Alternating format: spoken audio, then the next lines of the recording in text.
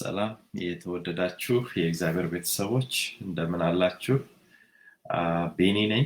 እንግዲህ ዛሬም አንድ ማስታወቂያ ለትላንትና ለመልቀቅ እንደሞከርኩት አጠር ያለች መልእክት ተናግሬ እወጣለሁ። እግዚአብሔር አምላክ ይባርካችሁ። እስከዛ እስክትገቡ ድረስ ዝማሬ እንስማ።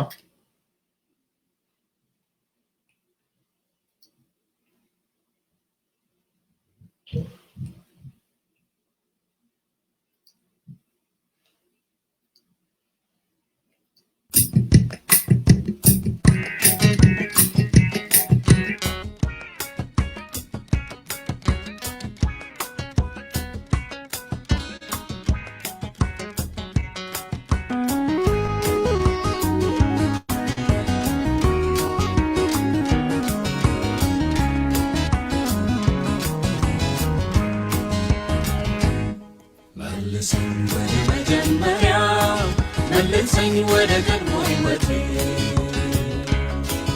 መልሰኝ ወደ ዳንኩበት ቀን መልሰኝ ወደ ቅንነቴ መልሰኝ ወደ መጀመሪያው መልሰኝ ወደ ቀድሞ ሕይወቴ መልሰኝ ወደ ዳንኩበት ቀን መልሰኝ ወደ ቅንነቴ መልሰኝ ወደ መጀመሪያው መልሰኝ ወደ ቀድሞ ሕይወቴ መልሰኝ ወደ ዳንኩበት ቀን መልሰኝ ወደ ቅንነቴ መልሰኝ ወደ መጀመሪያው መልሰኝ ወደ ቀድሞ ሕይወቴ መልሰኝ ወደ ዳንኩበት ቀን መልሰኝ ወደ ቅንነቴ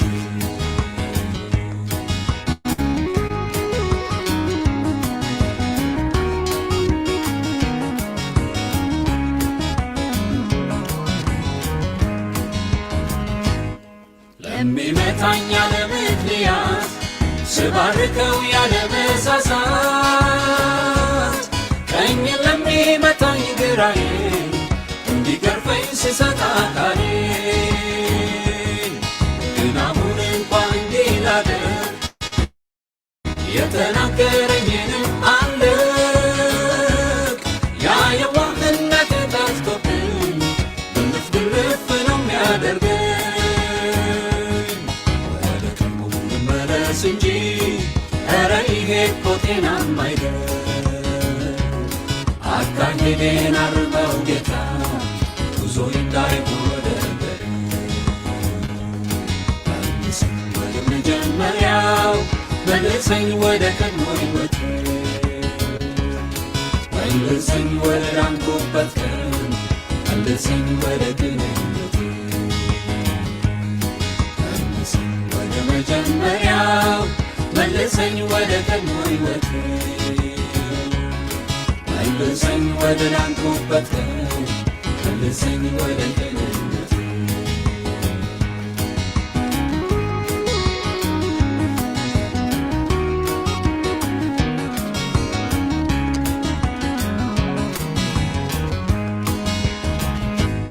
ያኔ ድሮ ያኔ ገና ወደ ቤት ስመጣ ጌታ የነበረኝ የሕይወት ውሳኔ አልረሳውም ያንተን ወኔ ያደረግልኝ ሲነግሩኝ እንዴት እንዳዳንከኝ ሲሰብኩኝ ውስጤ ገባው የፍቅር እሳት ሳላቀጣጥል አልተሰምኳት ያወቅ መስሎኝ ሁሉም የገባኝ ክርስትናን ኖሬ ጨረስኩኝ እንደ ቀደም ትምህርት ደርሼ የተመረቅኩ መስሎኝ ጨርሼ በቃ ምሩቅ የለም አንተ ጋር በዚች ዓለም ሳይከፍል ዋጋ ዕለት ዕለት መስቀል ተሸክሞ ሥጋን በጥብስ ንክስ አድርጎ የሚያስችለን ጸጋ ደርቦ በጽድቅ ተሻግሮ ያመለጠ እርሱ ነው ጨርሶ የተመረጠ ይህን ዓለም አልፎ ያመለጠ እርሱ ነው ጨርሶ የተመረጠ ወደ መጀመሪያው መልሰኝ ወደ ቀድሞ ሕይወቴ መልሰኝ ወደ ዳንኩበት መልሰኝ ወደ ቅንነቴ መልሰኝ ወደ መጀመሪያው መልሰኝ ወደ ቀድሞ ሕይወቴ መልሰኝ ወደ ዳንኩበት መልሰኝ ወደ ቅንነቴ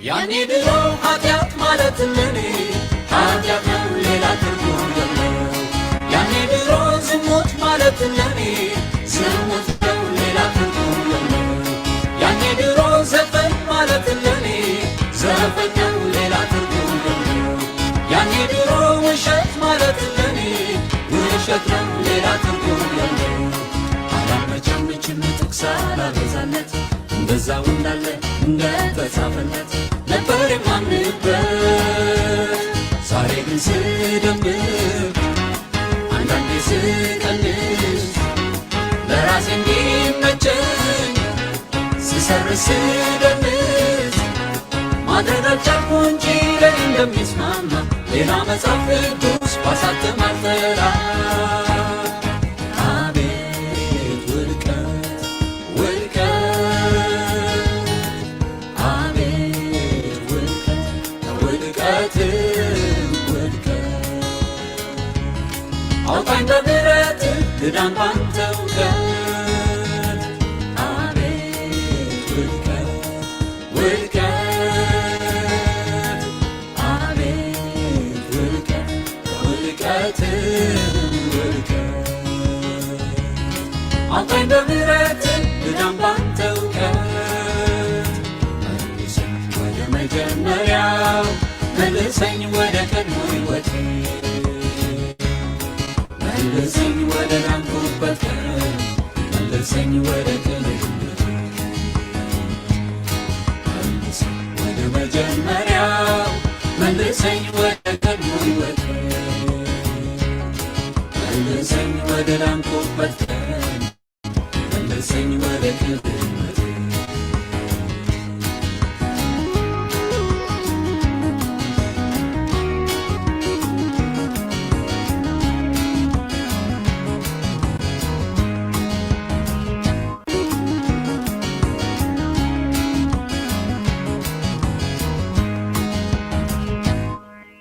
በመጀመሪያ የፈሰሰ በልቤ ያንተ ፍቅር ነው ከዚያ ሁሉም ሰው መውደድ ጥላቻን ከውስጤ አባረረ የነፍሳት ፍቅር በውስጤ ገባ ሰው ወደ ሲኦል እንዳይገባ ሳነባ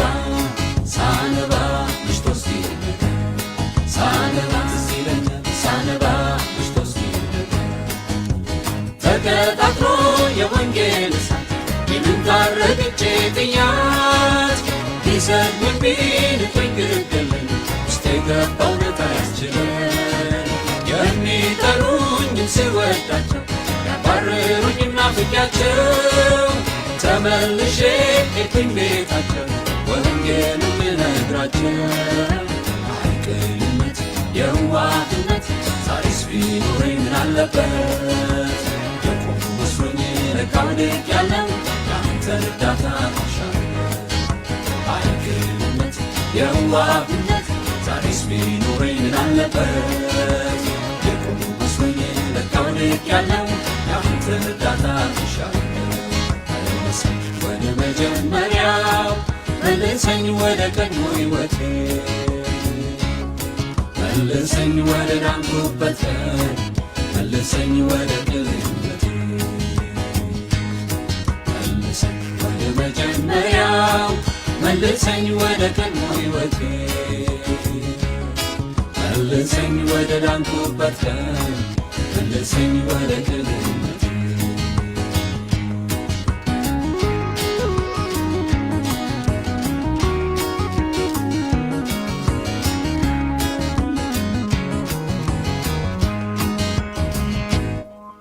በመንፈስ ኃይል ስትሞላ በቋንቋ ስታናግረኝ ቀኑን ሙሉ የሌሊት አረካን በጸሎት ፍቅር ማለቂያ የለም የጸሎት ባከር ምስጋና ውዳሴ ስጸልይ ስተጋ እስከምነጋ ስጸልይ ትዝ ይለኛል ስተጋ እስከምነጋ ተራራን የሚንድ እምነቴ ግንቡ ሲፈርስ በጩኸቴ በውስጤ ኃይል የኔ ጌታ ሲያራምደኝ በከፍታ ለኃጢአት የማይታመን ነበር ልብ የማይዝል ሁሌ ነጋ የጨከነ ለቃል ሞኝ የሆነ አይቅርነት የዋህነት ዛሬስ ቢኖረኝ ምን አለበት የቆሙ መስሎኝ ለካው ልቅ ያለው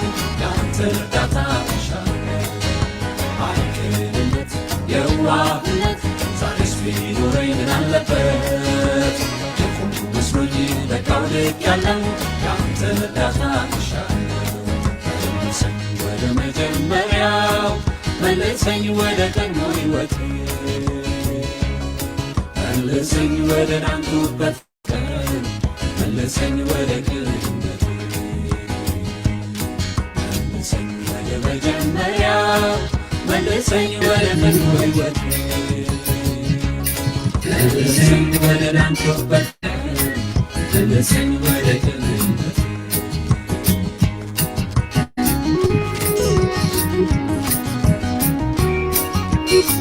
ይሰማል አይደል? ቅዱሳን ኮሜንት አድርጉልኝ እስኪ ይሰማ ከሆነ ለእኔ ብዙ ላይታይ ይችላል። አንዳንድ ሲባል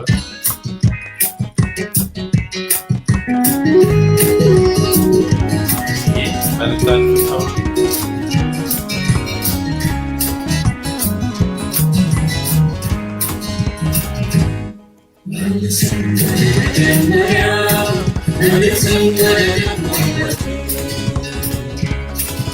መልሰኝ ወደ ዳንኩበት መልሰኝ ወደ ቅንነቴ መጀመሪያው መልሰኝ ወደ ቀድሞ ሕይወቴ መልሰኝ ወደ ዳንኩበት Thank you, Abdo. ይሰማል ባለፈው ያስቸግር ስለነበር መጀመሪያው መልሰኝ ወደ ቀድሞ ሕይወቴ መልሰኝ ወደ ዳንኩበት መልሰኝ ወደ ቅንነቴ ወደ መጀመሪያው መልሰኝ ወደ ቀድሞ ሕይወቴ መልሰኝ ወደ ዳንኩበት መልሰኝ ወደ ቅንነቴ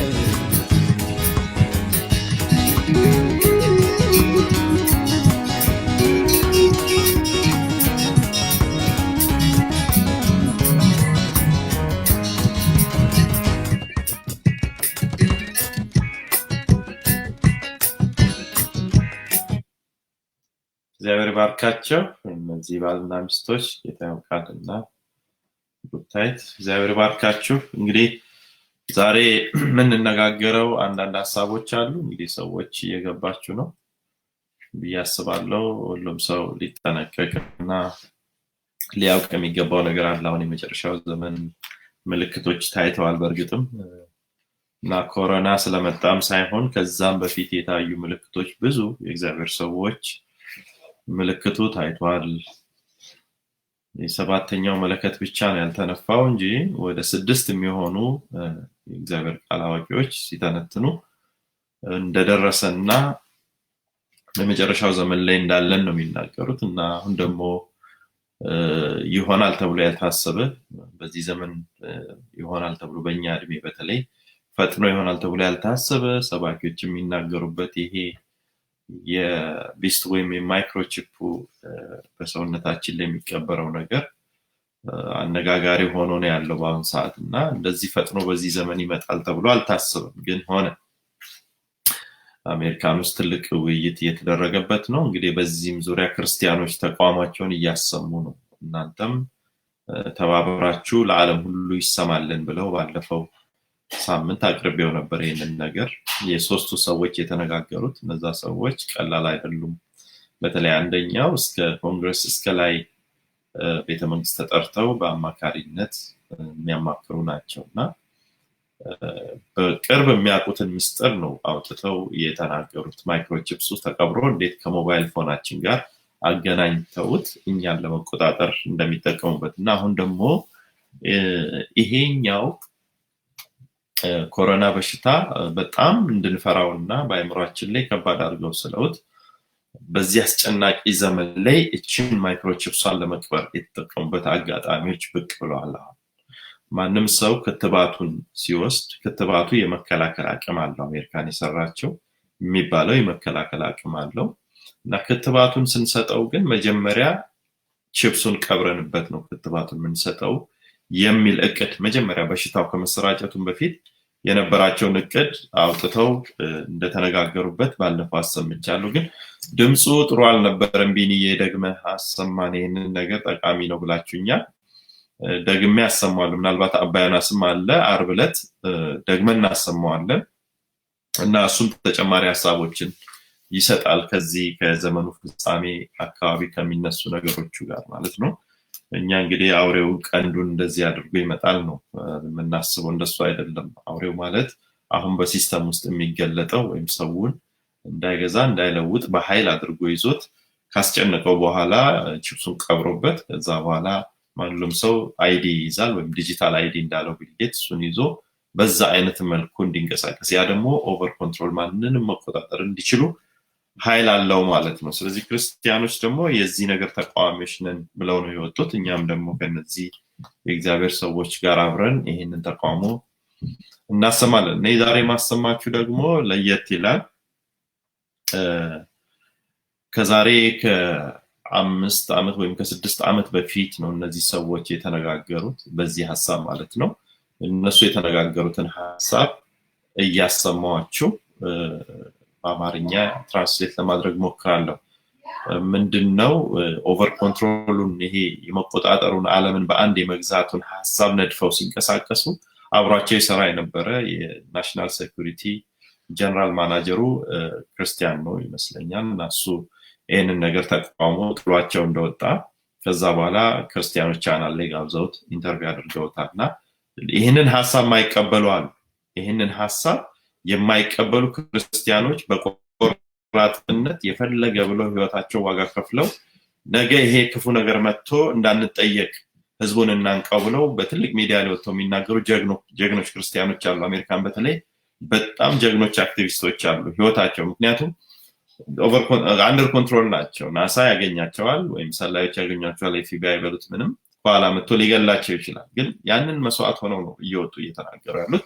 የነሱን ንግግር እያሰማው እንናገራለን። አባያናስ ጌታ ይባርክህ እያየው ነው። አባያናስ ጋር ደግሞ ተጨማሪ ያደርጋል። እሱ በደንብ ከመጽሐፍ ቅዱስ የመጨረሻው ዘመን መገለጫዎች ምንድናቸው የሚለውን ዓርብ ዕለት ይዘን ጥሩ እናስተምርበታለን። ክርስቲያኑም እንዲነቃ እንዲዘጋጅ እናደርጋለን። እስኪ ላሰማችሁና ወደ እነዚህ ሰዎች እንሄዳለን ማለት ነው።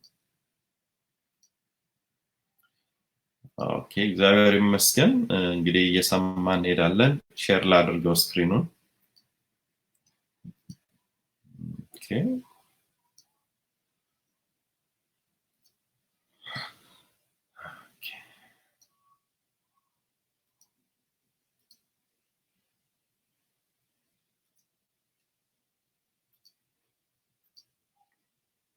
ኦኬ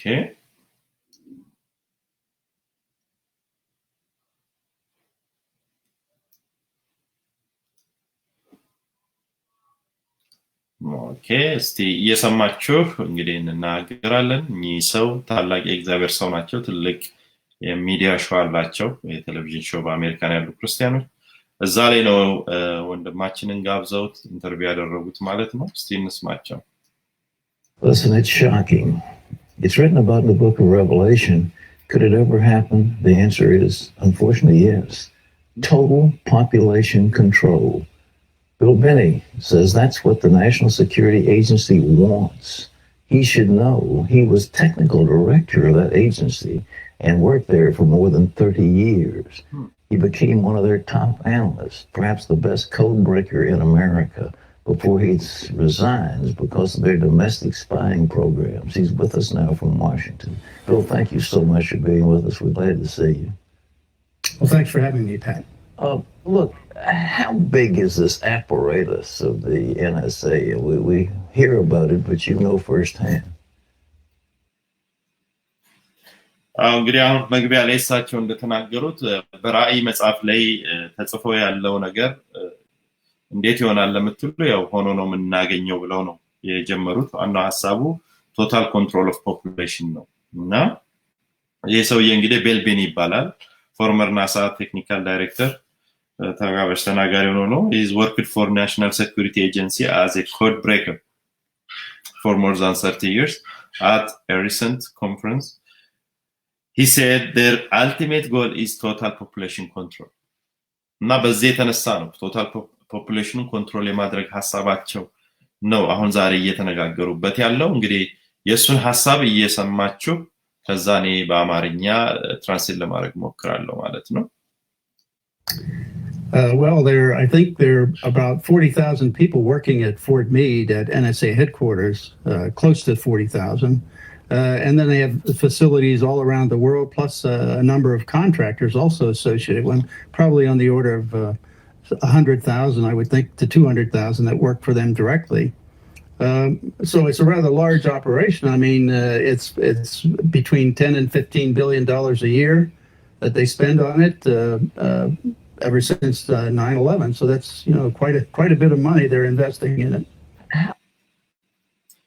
እንግዲህ እንደሰማችሁት የእሳቸው ጥያቄ how big this operated of the NSA we heard about ምን ያህል ይሄ ፕሮጀክት ትልቅና ግዙፍ ነው የሚል ጥያቄ ነው ያቀረቡለት። እሱም ሲመልስ ቤልቤኒ 40,000 የሚሆኑ ሰራተኞች በሜን ኦፊስ ወይም ሴንትራል ፎርት ሜድ በሚባለው ወደ 40,000 የሚሆኑ እንዳሉና ሄድኳርተር ላይ ማለት ነው። ከዛ ደግሞ all ማለት ነው and then the facilitate all around the world ማለት ነው። በዛ በጠቅላላው በአለማችን ደግሞ ስናይ ከ100 እስከ 200,000 ሰራተኞች ዳይሬክትሊ ለነሱ የሚታዘዙ ወይም በነሱ ትዕዛዝ የሚንቀሳቀሱ እንዳሉ ነው ማውቀው እና በጀታቸውንም ሲናገር በአመት ማለት ነው ከ15 እስከ 20 ቢሊዮን ከ10 እስከ 15 ቢሊዮን የሚሆን በጀት መድቦ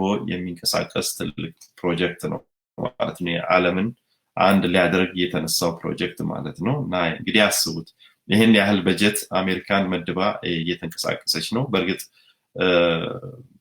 ኮንግረሱ ሙሉ እነን ነገር አይደግፈውም። አንዳንድ የተቋሙ ይነሳል በኋላ ላይ ተሰሙታላችሁ። ምክንያቱም አሜሪካን ዛሬ በ22 ትሪሊየን ዕዳ ውስጥ ነው ያለችው። ይሄ ሁሉ በጀት የሚመደበው ምንድነው? ዓለምን ለመቆጣጠር ወይም በአንድ ለመግዛት የምታደርገው የምትመድበው ወጪ ታላቅ እንደሆነ ተናግሯል ማለት ነው። እስኪ እንቀጥል። How much data can they acquire? Is there any limit to it? Actually, the only limit is in terms of money, power, availability, and space to stack equipment to go and collect the material. Well, now you've said that the ultimate goal is total population control. እንግዲህ አሁን እዚህ ጋር እንደሰማችሁት የእሳቸው ጥያቄ የነበረው ምንድነው? how much data can they acquire and there any limit can they acquire? ምን ያህል ዳታ ነው ለመያዝ የሚችሉትና ምን ያህል አቅም እንዳላቸው ሲጠይቁት actually the only limit is in terms of money, power, availability and space to add to stack equipment to go and collect the material when they can use የሚችሉትን ያህል ተጠቅመው ለዚህ ስራ እንደሚያውሉ ነው እና እሳቸው ደግሞ ይሄ ነገር ምንድነው you have said that the ultimate goal is total population control in the democracy. That's really scary business. Democracy scary business ነው እና በምን አይነት ነገር ዲሞክራሲ ሊታመን ይችላል? ዲሞክራሲ እንላለን ግን እዚህ ጋር ምናየው ሌላ ጫውታ አለ አይነት ጥያቄ ነው እየጠየቁት ያሉት። እሱም ይመልሰው ደግሞ እስኪ እንስማ። Democracy, that is really scary business. It's actually a totalitarian process that's been used down through history. I mean, that's what totalitarian dictators, states, that's what they want to do. They want to know everything about the population so they can control it. That was the idea behind the Soviet Union, the East German Stasi. That was their idea, and the Gestapo and the SS, and down through history, many others. Is our stuff more powerful than those agencies? አሁን እንግዲህ እንደሰማችሁት it's actually totalitarian process that's been used down through history. ከታሪክ እንደምንማረው እንደዚህ አይነት የቀኝ ግዛቶች ድሮ በኃይል ነበር በጠመንጃ አድርገው እንደሚገዙት የቀኝ ግዛቶች አይነት ሲስተምን ይዞ ነው እየተንቀሳቀሰ ያለው ማለት ነው። totalitarian የሚሉት ያው ሰብ ሰርቪስ ማለት ነው። ከበላይ ሆኖ ወይም ደግሞ ዘመናዊ የቀኝ አገዛዛውን ኬንያን እንግሊዝ እንደምትገዛው ወይም ሳውዝ አፍሪካን እንግሊዝ እንደምትገዛው የበላይ አድሚኒስትሬሽን ወይም ፓወርፉል የሆነ መሪ ሆኖ በዛ ላይ የመግዛት በተለይ ብዙ ጥቁሮች አፍሪካ ውስጥ ተገዝተዋል። በተለይ እግዚአብሔር ይመስገን እኛ አባቶቻችን ከዚህ አይነት ነገር ነፃ ስላወጡ እንዲህ አይነት ነገር ስንሰማ ያስተነግጣል አይደል? እና እነሱ ሩቁን አይተው ነው እንግዲህ ጣሊያንን ያስወጡልን ከሀገራችን ማለት ነው። እና ይሄን አይነት ሐሳብ ነው ይዞ እየተንቀሳቀሰ ያለው የመቆጣጠር የበላይ የመሆን ሐሳብ ነው ይዞ የሚንቀሳቀሰው። that what totalitarian dictators states they want to do. They want to know everything about the population so they can control it. There was the idea behind the Soviet Union. ያለ አንዳንድ የተቀሳቸው አገሮች አሉ እንደነ ጀርመን፣ ሶቪየት ዩኒየን የመሳሰሉት እንደዚህ የመግዛት አካሄድ ነበራቸው ቀደም ባለው ዘመናትና አሁንም እነዚህ ግሩፖች ይሄንን ነው የሚፈልጉት እንደዚህ ሊያደርጉ ነው የሚል ሐሳብ ነው የተናገረው። እንግዲህ እሳቸው ደግሞ የጠየቁት ምንድነው it's our stuff more powerful than those አንተ ከተቀስቃቸው የኛ ይበልጣሉ የሚለው ነው አሁን ጥያቄያቸው። እስኪ ስሟቸው። Did you mention? Yeah, unfortunately it is. That's the real problem I see is that it's the capacity is when you're looking at electronic activity of individuals, like when you use a credit card or when you make a phone call or email anybody on the internet or do chatter on the internet, that can be monitored in near real time if necessary. Otherwise, they can capture it, collect it, store it, and then retroactively analyze it. So it's something that it provides the opportunity to monitor everybody in the country, in fact, most everybody in the world, in near real time throughout the day. And that's really 1984 on steroids, really. Let's take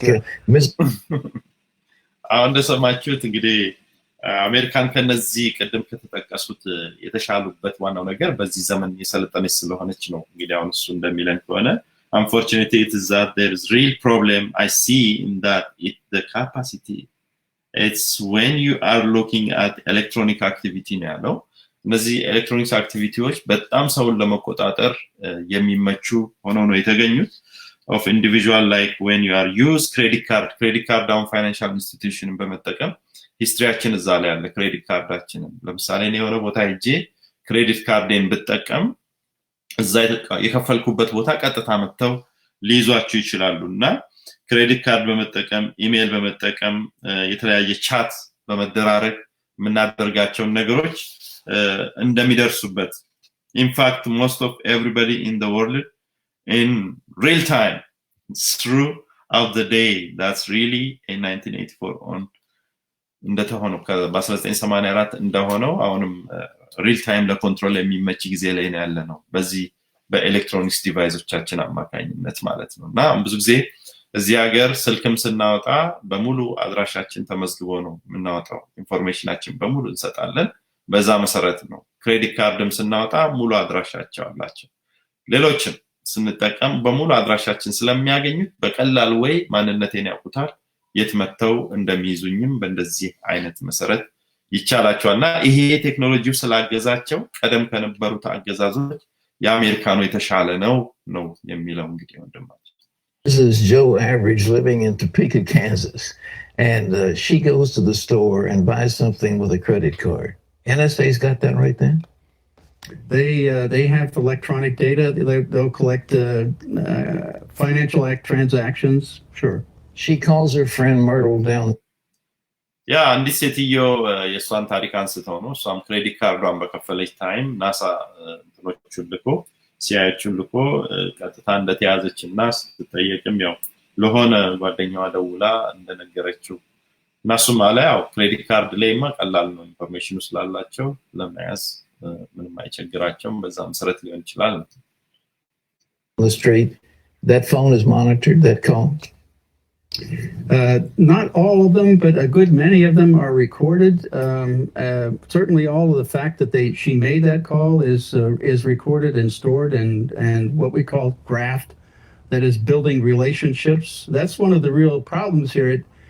This is a violation of your First Amendment rights. Under the Constitution, you have the right to assemble.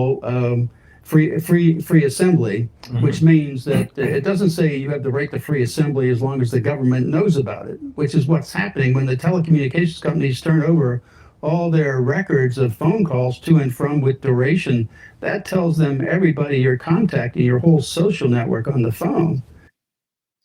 ያው እንደሰማችሁት እንግዲህ የሁሉንም ባይሆን የአብዛኛውን ወይም ደግሞ የሚፈልጓቸውን ሰዎች በተለይ በቀላሉ ኢንፎርሜሽናቸውን ያገኛቸዋል እና ምንም ለነሱ የሚያስቸግራቸው ነገር የለም በህጋቸው አንድ ሰው ራይት አለው የፈለገው ሰው ጋር የማውራት የመጻፍ መብት አለው ኮንስቲቲዩሽኑ ይፈቅድለታል ነገር ግን እንደዛ አይደለም ገቨርንመንት የሚፈቅደውን ወይ የማይፈቅደውን መጀመሪያ ገቨርንመንት ያወቀውን ያህል ነው አንተ መናገር የምትችለው መጻፍ ማለት የምትችለው ምክንያቱም አሜንድመንት ብሎ ያለው ዓለም አሜንድመንት ማለት ምንድነው ሊወነጅሉ ሲፈልጉ የተጻጻፈው ወይ ተደዋውሎ የተነጋገርከው ላይ ሞዲፋይ ማድረግ ይችላሉ ቴክስቱን የመቀየር ወይም ንግግሩ ላይ የመጨመር ትልቅ ቴክኖሎጂ አላቸው በዛ መሰረት ወንጀል የሚፈልጉትን ይወነጅሉታል አሁን ተሰሙታላችሁ ወንጀል የሚፈልጉትን ይወነጅሉታል በቀላሉ ማለት ነው ስልኩን ሃክ በማድረግ መረጃው ስላላቸው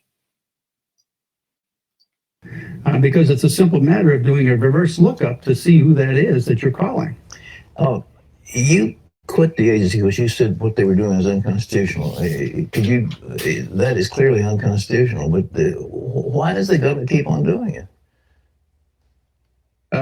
That's the reason I've been able to, at least from what I can see in the public domain, is they're doing it for law enforcement worldwide. And actually, the main users of this data are, in fact, the FBI and the Drug Enforcement Administration and other law enforcement agencies in the country. And they use this data to find criminal activity, and then they go people based on this information.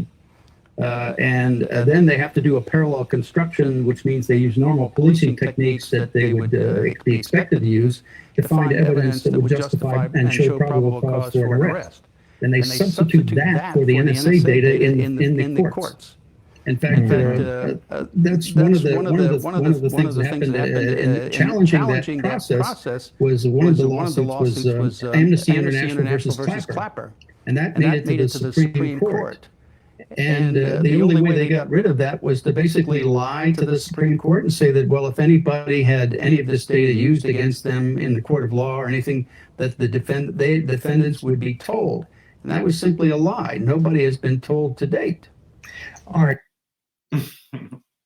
እንደሰማችሁት እንግዲህ ቆንጆ ነገር ስለሆነ እስኪ እናውራው እሳቸው ያሉት ምንድነው you quit the agency because of you said what we are doing because ስራህን የለቀቅበት ዋናው ምክንያት እነሱ የሚያደርጉትን በማየት ነው unconstitutional ማለት ህገወጥ በህጋቸው ማንም ሰው የመጻፍ የመናገር መብት አለው ይሉናል ግን government unconstitutional ነው that clearly unconstitutional but why does the government keep doing that ለምንድነው ይሄንን መንግስት እያደረገ keep doing ማለት እያደረገ ያለው ለምንድነው ማቆመው ህገወጥ ድርጊት ነው ሰዎች ላይ እየፈጸመ ያለው ብለው ሲጠይቁት እንግዲህ ቢል ሲመልስ that's the reason I be able to at least from what I can see in public ያው ይሄንን ባየ ጊዜ ነው እሱ ፐብሊክ ላይ የወጣው ወይም ደግሞ ስራውን ጥሎ የወጣው እንግዲህ ፐብሊክ ዶሜን they are doing it for law enforcement worldwide እነሱ ያው ዓለምን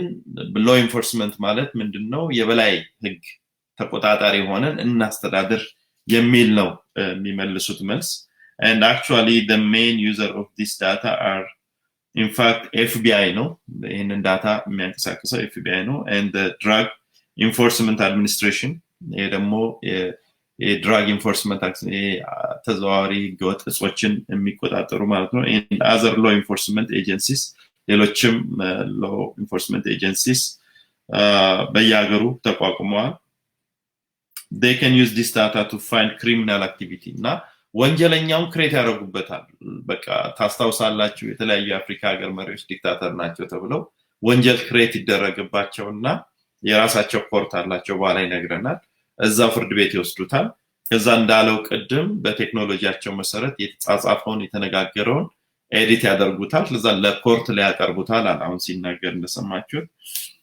NSA የሚባለው ነው ይሄን ዳታ ኮሌክት የሚያደርገው ያን ዳታ court ላይ ይዘውት ይቀርባሉ in fact that's one of the things that happened in challenging that process was one of the lawsuit was Amnesty International ታስታውሳላችሁ Amnesty International የሚባል lawsuitቸው እሱ ነው እንግዲህ and that made it to the Supreme Court and the only way the go trial of that was ilna they basically lied to the Supreme Court you are basically you ashal ማለት የራሳቸውን ኬስ ክሬት ያደርጋሉ ያንን ይዘው ነው የሚቀርቡት Supreme Court and say that well if anybody had any of this data used against them in the court of law or anything that the defendant would be told and that was simply a lie no ያለው በቃ simply ዋሽታል ነው የሚባለው እሱ እንኳን ራሱን ለመከላከል የሆነ ነገር ቢናገር እንግዲህ ማንንም ይሄንን ነገር እስከዛሬ የተናገረው የለምና ለዚህ ነው ወጥቼ እየተናገርኩ ያለሁት እንግዲህ ከራሳቸው ጋር 30 አመት አብሮ ሲሰራ የነበረ ሰው ነው እና ዓለምን ለመግዛት ምን ያህል ጥረት እየተደረገ እንዳለ በዚህ ማወቅ እንችላለን እንግዲህ ይቀጥላል የሳቸውም ጥያቄ Great. When I think of this, it's just horrible. But do they give this information to the IRS? That's the other problem. The Drug Enforcement Administration has a special unit, the Special Operations Division, the SOD, and that division is supposed to. Its primary purpose is to look into the NSA data to find criminality and criminal activity. The members of that are the CIA, the NSA, the DHS, and the IRS. Now that means that the IRS has actually has access to all the data of the social networks of everybody in the country because NSA builds those in the databases that they have from the billing data or the contact data that's provided by the telecommunications companies.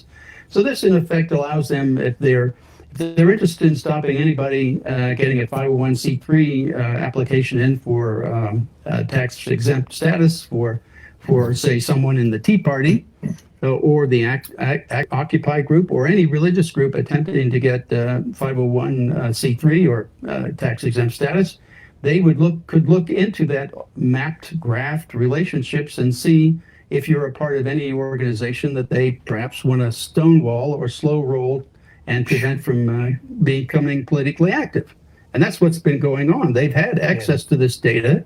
And one person was testifying in the House Judiciary Committee, I believe it was, about some of the questions they were being asked by the IRS. And one of the questions that was asked that gave me the idea that they were using this information was this one person was asked what is their relationship with another person. It was a specific name. Well, the question I had was not what was their relationship, but how did the IRS know about that relationship? The only way I could think of that they would know was be through this access to the data in NSA, which is where all that information is mapped out. So what's your sense? እንግዲህ እንደሰማችሁት አሁን ደግሞ የሚገርም ነገር ተናግሯል እነሱ ችግር እንግዲህ ዋናው ነገራቸው ምንድነው እሳቸው ሲጠይቁት ኦልራይት አሉትና I think of this it's just horrible but do they give this information to IRS ማለት ነው ይሄንን ኢንፎርሜሽን ለIRS ይሰጣሉ ሲል ዋናው ዓላማቸው እንግዲህ እነዚህ NSA የሚባለው በሁላችንም ዳታ ኮሌክት የሚያደርገው ነው NSA ማለት ነው ከዛ ግሩፓቸውን መጀመሪያ ተናገረ CIA አለ NSA አለ FBI አለ DEA አለ DHS አለ IRS አለ እነዚህ ሁሉ አንድ ዲፓርትመንት አላቸው የራሳቸው ግን ስራቸው የቲም ወርክ ነው ማለት ነው ይሄንን ስራ የሚሰሩት እና በዋናነት ግን NSA የሚባለው ነው የኛን ዳታ ኮሌክት የሚያደርገው ዳታችንን ኮሌክት አድርጎ ለክሪሚናል አክቲቪቲ ወይም ደግሞ ለክስ እንዲመቻች አድርጎ ሰርቶ ያቀርባል ማለት ነው ከዛ በኋላ እንግዲህ everybody በኔትወርኩ ቁጥጥር ስር ስላለን ከዚህም ያለፈ ፈርዘር ሜድ ካስፈልጋቸው ደግሞ ታክስ 501c3 የሚባል application አለ ታክስ ምናሰራበት ፎር በዛም ሄደው ስለሰውየው ኢንፎርሜሽን ኮሌክት የማድረግ አቅም አላቸው ሌላው ቴሌኮሙኒኬሽን ነው ስልክ ምንደዋወልበት በጣም በቀላሉ የሚያገኙት ነው ይሄም ይሰራል እየሆነ ነው የመጣው ነው የሚለው እና ማስተዋወሰው እንዲያውም ብሎ አለ አንድ ሰው ተከሶ በፍርድ ቤት በቀረበ ሰዓት እሱም በወቅቱ ይሰራ ነበር መሰለኝና ስፔሲፊክስ ኔም ይዘው መጥተው ነው ከሌ ጋር ግንኙነት አለህ ብለው ነበር ያንን ሰው የከሰና እኔ ያስገረመኝ የሰውየው ከሰውየው ጋር ግንኙነት መኖሩ ሳይሆን እነሱ እንዴት እከሌ ለምሳሌ ቢኒያም ከበቀለ ጋር ግንኙነት አለው ብለው ሰውየውን ስፔሲፊክ መረጃውን ይዘውት መጡ በየሳስብ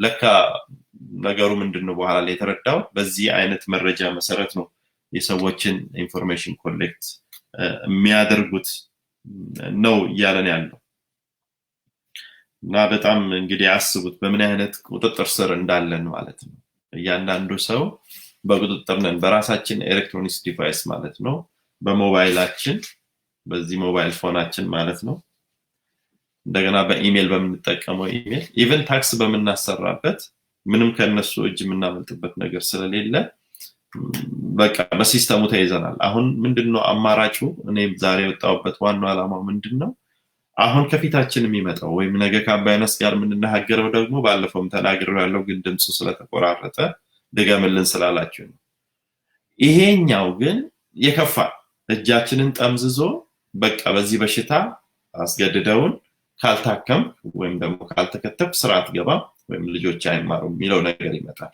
ግን ቀደም ብሎ እነዚህ ሰዎች ተቃውመው ነበር ዓለምን አንድ ላይ የመግዛት እንቅስቃሴያቸው በዚህ በኤሌክትሮኒክስ ዲቫይሶቻችን አማካኝነት ዳታችንን ኮሌክት አድርገው የፈለጉትን ሰው ወንጀለኛ የፈለጉትን ሰው ቅዱስ አድርገው ሰው ይሾማሉ እንሰማለን ግን ምን ያህል እውነት ነው ዛሬ ከምንሰማው ነገር የተነሳ ማድረግ የመቻል አቅም አላቸው ከሌን ብለው ወንጅለው የሆነ ነገር አለበት ይችላሉ ከሌ ደግሞ ጥሩ ነው ብለው ክሬት አድርገው ስለሱ በሚዲያውን ስለሚቆጣጠሩት ሚዲያው ሁሉ ቴክኖሎጂው እነሱ ስለሆነ ማድረግ የሚፈልጉትን ማድረግ የሚችሉ ሰዎች እንደሆኑ ነው እንግዲህ እንደምታዩት እንግዲህ ሱፕሪም ኮርት ላይ ሄደው አንድን ሰው ወንጀለኛ አድርገው የማቅረብ ትልቁ ብቃታቸው ያ ነው ሲል ሰምታችሁታል እንግዲህ እግዚአብሔር ደግሞ ከሁሉም በላይ የሚጸየፈው የሐሰት ምስክርን ነው አይደል እና ይሄ ደግሞ የእግዚአብሔርን ሐሳብ የሚጻረር ነው እየሆነ ያለው እዚህ እግዚአብሔር ከዚህ ይጠብቀን ምን አይነት ነገር ውስጥ እንዳለን ማወቅ ይቻላል እስቲ እሳቸውን ጥያቄ እንስማ Saying is the NSA slips this stuff to them, they read it, get a clue, and then they go through their normal procedures and act like they didn't get the information, they got it from another source, so they pull the wool over Congress. You know, the congressman, yes, go ahead. And they also use that in court, which means in my sense that means they're perjuring themselves in court. So I call that a planned program perjury policy run by the Department of Justice of the United States. You know, I'm horrified at all this. Now, እንግዲህ እሳቸው የሚያሉት ምንድነው አንድን ሰው ኮርት ላይ ሲቀርቡ ምንም እንደማያውቁትና አዲስ ወንጀሉን እዛ ኢንቨስቲጌት እንደሚያደርጉ አስመስለው ነው የሚቀርቡት ግን እነሱ ቀደም ብለው ሪኮርድ ያደረጓቸው መረጃዎች አሉ ብለው ነው ያሉት እሱም ያው ትክክል በዛ አይነት መሰረት ነው የሚያደርጉት ኮርት ላይ ሲቀርቡ ምንም ነገር እንደማያውቁና ያንን ሰው እንደ አዲስ እንደሚሆነው አሁን ቢኒያም ሊሆነው ሲፈልጉ ዛሬ ከሆነ መነሻ ላይ የሆነ ነገር ኮዝ ያደርጉና መነሻዋን ዛሬ ያደርጉታል ቀደም ብለው ግን የተዘጋጁበት ነው ሪከርድ አላቸው ግን ያስመስላሉ እዛ ጋር ሄደው የማስመሰል ስራ ነው የሚሰሩት ነው I'm sure the average of America, most of the congressmen they come out of neighborhoods and they're elected by the people. Do you think Congress has even a clue as to what you're talking about? Probably not a complete clue, but I think that's part of the reason that Representatives Amos and Conyers got a coalition of members of the House to try to unfund NSA's activity last year. They almost made it by about 12 votes. They lost 12 by 12 votes, but they came pretty close for a first try. So there is a move in Congress to limit and stop this. And it really is all of this activity it's unconstitutional under the First, Fourth, and Fifth Amendments. The first, because they're giving your associations and everything. The government is collecting that data. The fourth, because they're looking at the content. It's not just metadata that they're collecting; it's content also. And the fifth, because they're using data that the content of data that you pass between your friends and neighbors, and use that against you in a court of law. That's a violation of the Fifth Amendment. That is to have you can claim the Fifth Amendment not to testify against yourself. Well, that's a violation of that too. How come? እንግዲህ እሳቸው አምነናቸው የመረጥናቸው ኮንግረሶች ይሄንን ነገር ያውቁታል ወይ ብለው ነው ጥያቄ የጠየቁት። እሱ ደግሞ ሁሉም አያውቁም እና ከተወሰኑ በቀር ጠቅላላውን ነገር ምን እየተሰራ እንዳለ የአሜሪካን ኮንግረሱ እንግዲህ በህዝብ የተመረጠው ፓርቲ ይሄንን ነገር አያውቅም እና በአንድ ወቅት እንዲያውም ይሄንን ነገር ለማስቆም በግማሽ ተከፍለው ነበር። በነሱ መሃል መከፋፈል ነበርና ግን በ12 ድምጽ አብላጫ ተበልጠው ይሄንን ነገር እነዛ እንዳሸነፉ ማለት ነው። እና ያሳዝናል። የሚችሉትን እየጣሩ ነው። አንዳንድ ተቋሚዎች አሉ፣ ክርስቲያኖችም አሉ፣ እንደዚህ ጥሩ ማይንድ ጥሩ አስተሳሰብ ያላቸው አሉ። ይሄ ቶታል ፖፑሌሽን ኮንትሮል የሚባለው ነገር አስፈላጊ እንዳልሆነ በሚመደበው በጀት በጣም ብዙ ስለሆነ ያ ነገር ጥሩ እንዳልሆነ ዲሞክራት ሀገሮች ሌሎች የሚቃወሙ አሉ፣ እነዚህ የሚቃወሙ አሉ እና በዚህ አይነት መሰረት በድምጽ ብልጫ ነው እንጂ ጥረት እያደረጉ እንዳሉ አቃለው ነው የሚለው። እስቲ እንቀጥል ምን እንደሚሉ ደግሞ some little guy didn't come after you in the middle of the night, or have they? They have, actually. They sent the FBI at me in 2007 and tried to intimidate me to stay quiet. What about Snowden? እንግዲህ በዚህ መሰረት ተቋሚዎቹን የማጥፋት አቅም አላቸው ብሎ ቅድም ስለተናገረ ያው እሳቸው አንተም እንዴት ነው አንድ የሆነ ሰው ልከው አደጋ ላደረሱብን ወይ ጠየቁት። እንግዲህ እሱም ደግሞ እንዳለው አክቹሊ ሞክረዋል ነው ያለው። 2007 ላይ FBI ተልኮብኝ መጥቶ ከዚህ በኋላ ምንም እንዳትናገር ስቴይ ኳይት ብሎኝ አስፈራርቶኝ ሄዷል። እንግዲህ እግዚአብሔር ይርዳን እንጂ ትንሽ የሆነ ነገር ኖራችሁ እድገት ብታሳዩ እንዴት አድርገው የፈለጉትን እንደሚያደርጉባችሁ ነው የሚያሳየው ማለት ነው። ያሳዝናል። Is he a traitor or a hero? I looked at him as doing an absolute public service, not just to the people of this country, but to the world, because he produced evidence that's irrefutable by our government. That's the crimes against the Constitution and the laws that we had over time anyway. So that was irrefutable evidence of what they were doing, and so they cannot deny it now. What kind of... ይሄ አሁን ያያችሁት ወጣት ማለት ነው የቴሌኮሙኒኬሽን ዋና ሲኢኦ ሆኖ ነው የሚሰራው በአሜሪካን ውስጥ። ነገር ግን እያደረጉ ያሉትን አንኮንስቲቱሽናል የሚባለው ማለት ህገወጥ የሆነ አሰራራቸው ወይም ህጋቸውን የሚጥስ አሰራራቸውን ይቃወም ስለነበር ያው መረጃም ስላለው ምንም ሊክዱ አልቻሉም እንጂ ቢያጠፉት ቢገሉት ወይም ደግሞ ቢያሳስሩት ይወዱ ነበር። ግን ዲናይ ማይደረጉ መረጃዎች እጁ ላይ ስላለ ያው ያንን የማጋለጥ ስራ ነው እየሰራ የመጣው። ይሄ ልጅ በጣም የሚገርማችሁ ገብታችሁ ማየት ትችላላችሁ። ኦልሞስት ወደ 8-9 ዓመት መጽሐፉን ይጽፋል፣ በተለያዩ ሚዲያዎች ወጥቶ ይናገራል። ግን ያው አንድ ላይ ካልሆናችሁ ሞር ፒፕል ይሄ ነገር ዕውቀቱም ስለው መረጃውም ስለሌለው ያው ዝም ብሎ እግዚአብሔር አንዳንድ ያስነሳቸው እየጮሁ ነው። በተለይ እነዚህ ባክግራውንዳቸው ክርስቲያኖች ናቸው እና ይሄን ነገር ከእግዚአብሔር ቃልም አንፃር አይደግፉትም፣ አይቀበሉትም። megalomaniac would want to do something like this is monstrous. And these guys, I mean, where does the mindset come from that devises all this stuff? Well, that's what I objected to and why I left NSA early on back in 2001, because I saw this coming. I mean, I had worked the Soviet Union problem for almost 30 years, and it was very clear to me that in October of 2001, the NSA and the government, the U.S. government, started adopting the procedures and techniques and processes that the Soviet Union and the Stasi and all of the countries behind the Iron Curtain were using. So we were actually adopting their procedures. It was very clear to me that that was what was going on. All right, last question.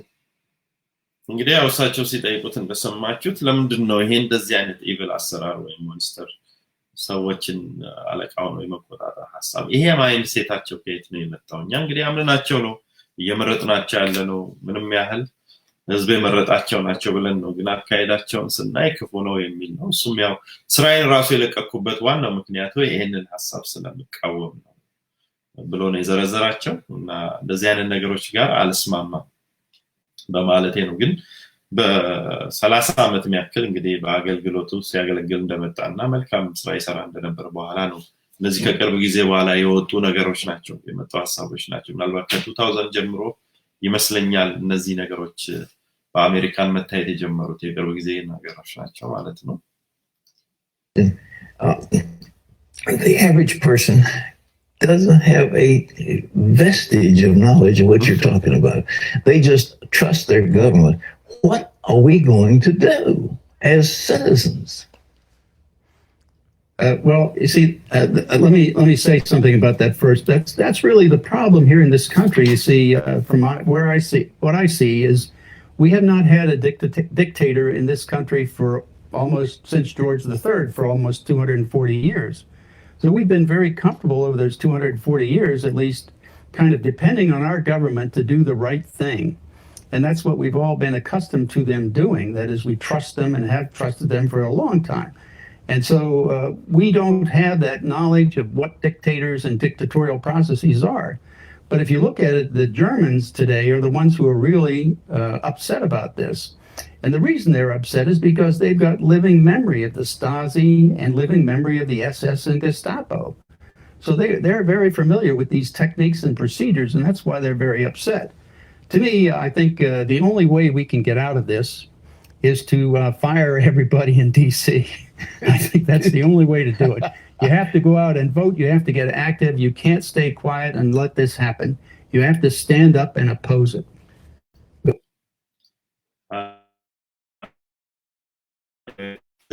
እንደዚህ አይነት ጭና ሰዎች አሉ። ያው የሳቸው ጥያቄ እንግዲህ እንደ ሲቲዝን ምን ማድረግ እንችላለን እንደዚህ አይነት ኤቪል ነገር እየተደረገብን ማንፈቅደው ነገር እየተደረገ ስናይ ምን አይነት ምክር ትመክረናል በመጨረሻ ብሎ ሲጠይቁት እንግዲህ እሱ ያለውን ሰምታችኋል። እንግዲህ እኛ ከዚህ ቀደም እንደምናውቀው አሜሪካን መሪዎቿም ሆነ ህዝቦቿ እንግዲህ በትክክልና በቀንነት ወይም ደግሞ በህጋቸው መሰረት እንደሚያስተዳድሩ almost 240 years ዲክታተር የሚባል በአገራችን እንዳልነበረ ነው። በዚህ እናምናቸዋለን እና ምንም አይነት ከኋላቸው ክፉ ነገር እንዳለ ብለን ምናስበው ምናውቀውም ነገር የለም። ጀርመንም በዚህ ጉዳይ ተቋሟን አሰምታለች። ምክንያቱም ካለፈው ታሪኳ ጀርመን ብዙ ኪዮስ ስለገባች ይሄንን ነገሮች ትቃወማለች። ኢቭን ጀርመኖች ተቋም አላቸውና ለኔ እንግዲህ መጨረሻ ምለው ምንድነው we have to go out ድምፃችንን ማሰማት አለብን። ህዝቡን መቀስቀስ አለብን። ይሄ ነገር እንዳይሆን መጮህ አለብን። እንግዲህ እንደዚህ አይነት ሰዎች ቶታል ፖፑሌሽን ኮንትሮልን እየተቃወሙ ትክክል አይደለም እያሉ ነው ክርስቲያኖች ማለት ነው። እግዚአብሔር ይመስገን። Well, Benny, thank you so much. You're a great patriot and keep speaking out. And we'll ask prayers for you, for your protection, because I can't imagine they will let you keep on talking, but maybe they will. Well, folks, if you want to learn more about Bill Benny and the NSA, you can go to our website. There's more detail about it. And you know something, as he was talking, the Bible makes a statement in the book of Revelation that people could not buy or sell without the mark of the beast. And you said, okay, there is no way that there's any governmental agency that could enforce something like that. And what this man, who is the technical director, the NSA former technical director, is saying is that the government now has the technique to do this worldwide. You know, Google has maps of if you have a little shack up in the hills someplace, Google's got a map of how to get there. And that's a private agency. And, you know, your credit cards, your telephone calls. But the thing is, what he's saying is that you pick up the phone and call your girlfriend, and that's monitored and that's recorded. And it's frightening. You don't have to be saying, you know, I want to plot against the government. It's a normal conversation, and they call it metadata and all that stuff. And we don't understand it enough, so we say, well, oh yeah, we don't have terrorists, we don't have blowing up our airplanes. Well, of course we don't. But is it the price of safety for a few passengers on an occasional airplane? Is that worth taking away the liberties of all the people? And the answer is no. But this is Big Brother. It is what is written in the book of Revelation, and it finally can happen in our lifetime.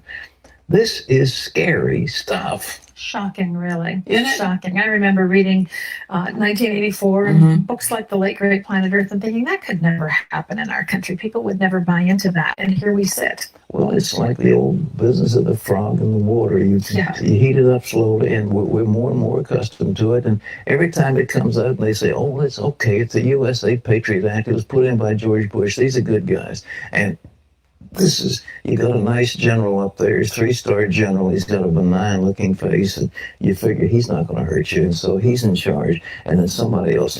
Well, we also grew up being taught and believing that the check and balance system in our government was going to take care of all of this. This is huge. The gathering is in the billions and billions and billions of bits, and it is, we finally have the capacity to control every human being on the face of the earth.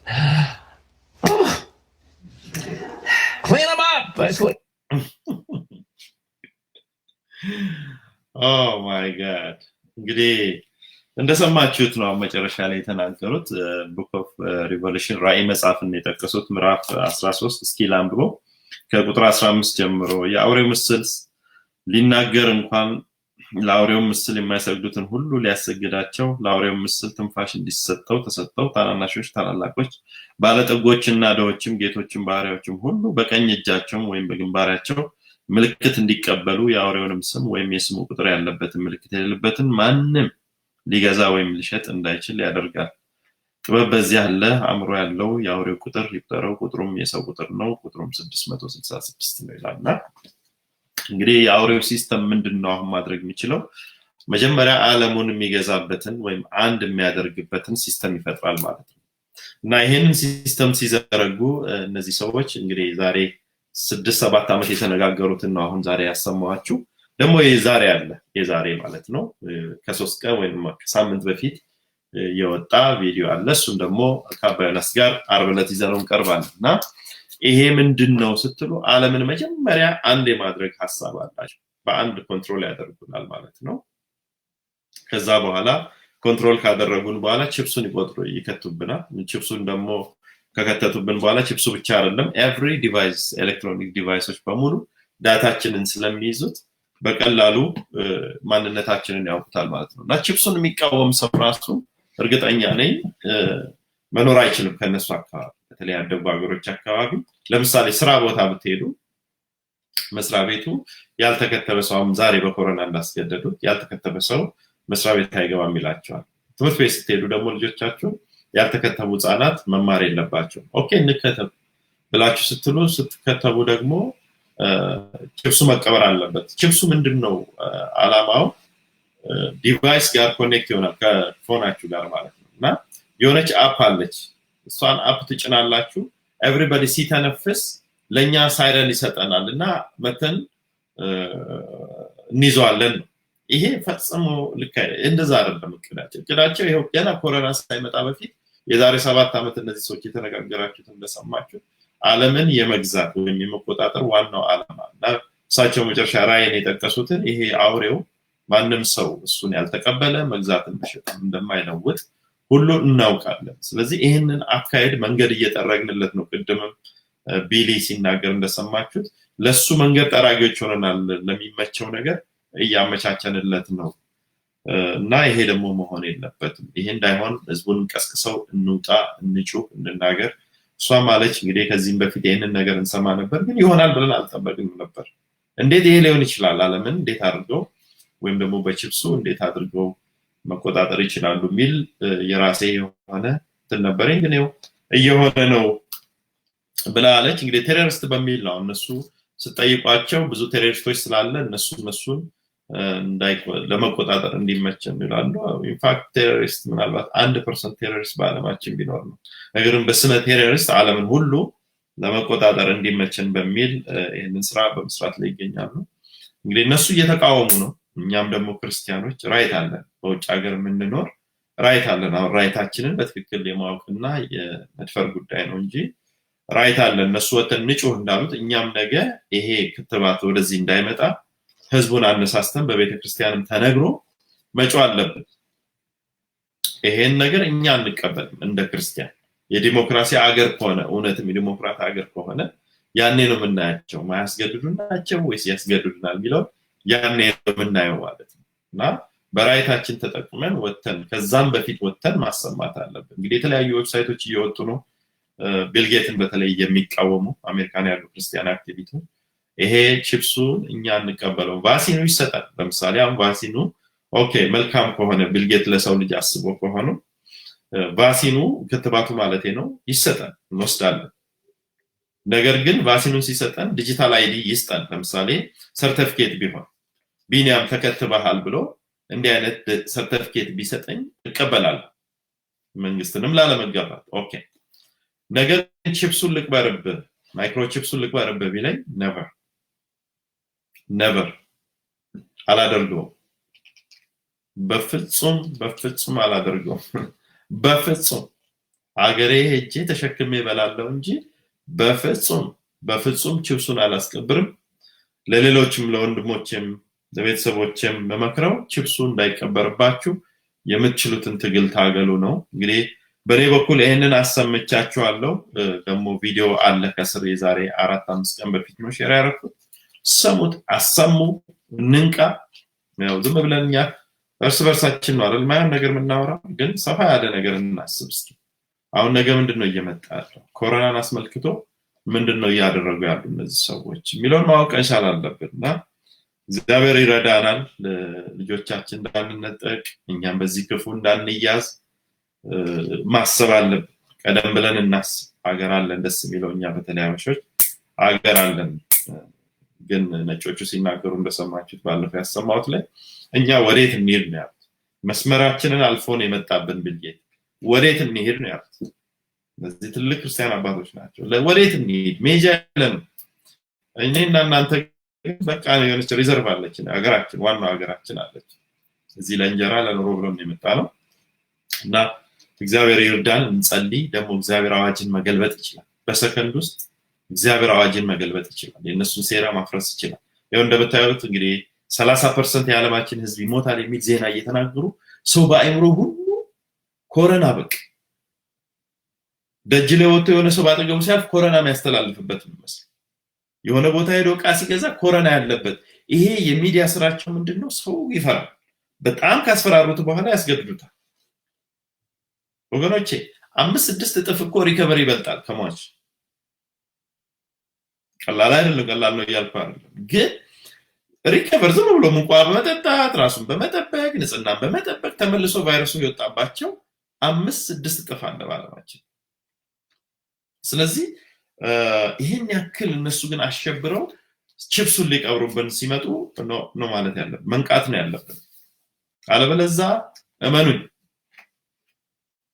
ፖስት አድርጌዋለሁ ትላል በዚህ በኩል ክትባቱን ይዟል በዚህ በኩል ቺፕሱ ደግሞ መደረገ ይሄ ቅዳቸው ቀደም ብሎ የነበረው ቅድ እና ሞር ከነጎዲያ ደግሞ ባናሱ እንደሚጋር አብረን ማብራሪያ እንሰጣለን እግዚአብሔር ይባርካችሁ በጣም አመሰግናለሁ ተባረኩልኝ እንግዲህ አሰሙ ይሄንን ነገር ሰዎች ይስሙ ምናልባት የተወሰኑ ሰዎች ሰምተው ሊጠነቀቁ ይሄንን ነገር ሊያስቡበት ሊጸልዩበት ስለሚችሉ ሼር አድርጉት ጨርሻለሁ ወዳችኋለሁ ሰላም